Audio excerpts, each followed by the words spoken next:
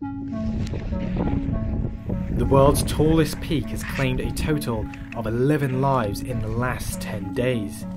Scenes from the mountain show hundreds of climbers queuing to summit, often standing within feet of the bodies of their fellow mountaineers. The risk of death on Everest begins with the weather.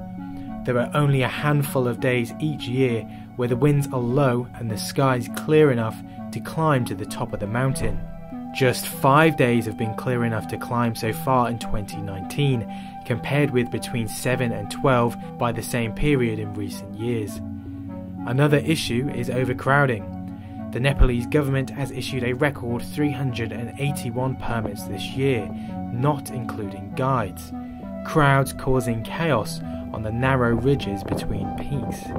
There was always so many people on these summit days, and then they get stuck in a queue, and then if they have like a bad risk management, or like a cheap outfitter which spares on like an oxygen cylinder extra or something like this, or the skill set of the guides, of the Sherpas, then things happen and go wrong. The climbers that do make it to the summit are then packed onto a narrow ridge deep within the death zone, the name given to the altitude in which most people can only survive for just a few minutes.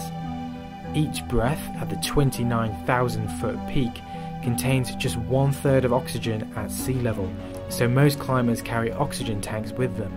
But with hundreds of mountaineers queuing to reach the summit, oxygen supplies are in danger of running out before being replenished. It has become a death race there because there was massive traffic jam and people are pushing themselves who are not even capable of doing it. They do it, they try to summit, and instead of summiting, they kill themselves. Roughly 5,000 people have scaled Mount Everest since it was first conquered in 1953. But with more than 300 deaths, climbing to the top of the world is a serious risk each mountaineer must consider carefully.